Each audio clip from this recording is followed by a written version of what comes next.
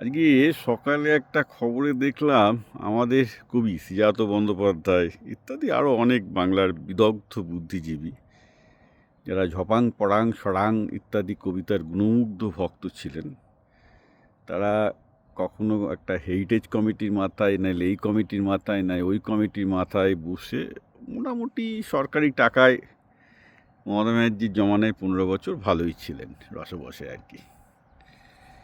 তো অবভিয়াসলি কালকেই বোধহয় অর্ডার গেছে এদের সব ডিসমিস করে দিতে।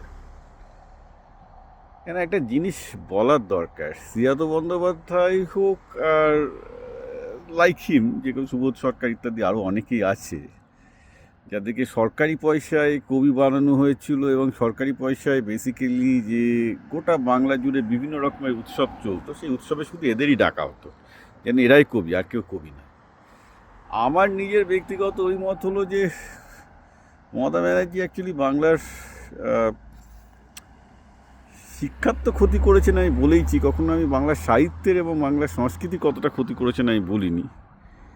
এই যে ব্যাপারটা, ধরুন শ্রীজাতর মতো লোকজন যারা 2 লাইন ছড়া লিখতে পারে ম্যাক্সিমাম, কোনো কবিতা বা সাহিত্য লেখার ক্ষমতা নেই, তাদেরকে কবি সাহিত্যিক রাজানুগ্রহে বানিয়ে দেওয়া, এইটা করে ঠিক আছে, জনগণের পকেটের টাকা হয়তো খুব বেশি খরচ হয়নি, এরা ক টাকায় বা বেতন পেতো, যাকে যা পেতো।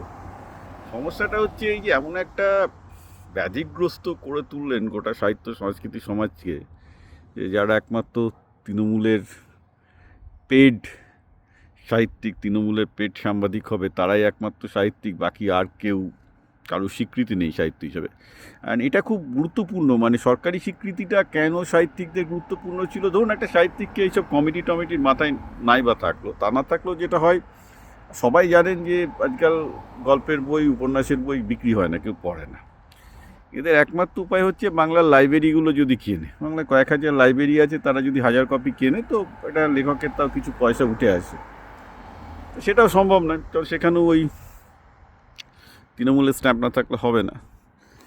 এটা সিপিএমের আমল থেকে শুরু হয়েছিল, তো সিপিএম আমলে এতটা অ্যাকিউট হয়নি। মমতা ব্যানার্জি যা করেছেন এটা সিপিএমের একদম 10 গুণ করেছেন আর কি, মানে সিপিএমের রোগগুলো আর 10 গুণ লেভেলে নিয়ে গেছে।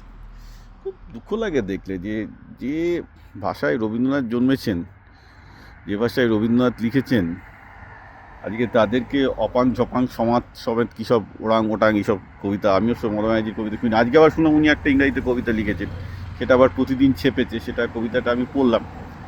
যা বলেছেন তার বক্তব্যের সাথে আমি দ্বিমত নই, কিন্তু ঘটনাটা হচ্ছে এই যে যে দেখুন, মানে এটা একটা হাস্যকর লেভেলে চলে যাচ্ছে পুরো ব্যাপারটা। মানে উনি বাংলায় যেসব কবিতার বই লিখেছেন এবং তার জন্য তাকে পুরস্কার দেওয়া হয়েছে এবং তার যত অনুগ্রাহী ছিল আর কি, এগুলো দেখে যদি কারোর নিজের লজ্জা না লাগে, মানে মানে একটা বেসিক্যালি কী বলবো, পাচাটার তো একটা লিমিট থাকে, রাইট?